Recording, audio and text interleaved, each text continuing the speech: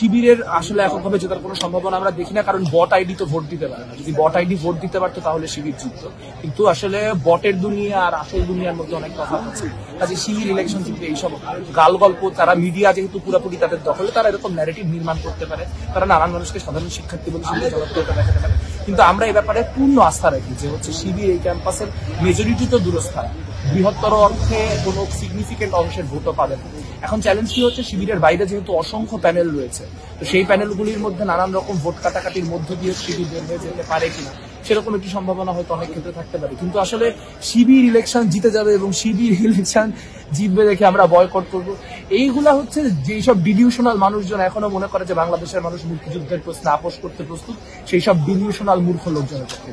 প্রশাসনকে আমরা শুরুর দিন থেকে দেখেছি যে তারা বাকচাষ এবং ছাত্র শিবিরের প্রতি এক ধরনের পক্ষপাতমূলক অবস্থান গ্রহণ করছেন নানান ক্ষেত্রে। কিন্তু প্রশাসনের পক্ষপাত দুষ্টতার থেকেও বড় সংকটের জায়গা হচ্ছে প্রশাসনের অদক্ষতা।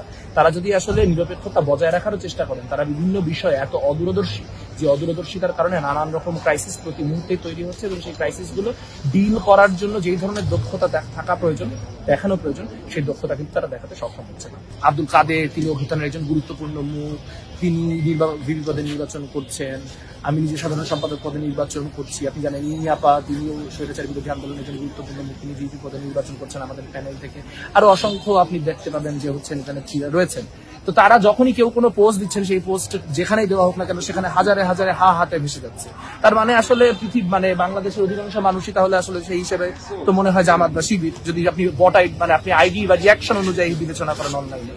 কিন্তু বাস্তবতা তো তা না। এটা যে বাস্তবতা যে তা না, এটা আসলে আপনার নির্বাচন হইতে হইতে বুঝে যাবেন যে এই অনলাইনে বটের দখল রেখে মানুষকে স্লাট শেম করে, মানুষের ব্যক্তিগত জীবনকে টেনে নিয়ে এসে মানুষকে ক্রমাগত বিষোদ্গার করে একটা অনলাইন পরিস্থিতি সৃষ্টি করা সম্ভব, কিন্তু তার মধ্যে দিয়ে নির্বাচন জেতা সম্ভব না।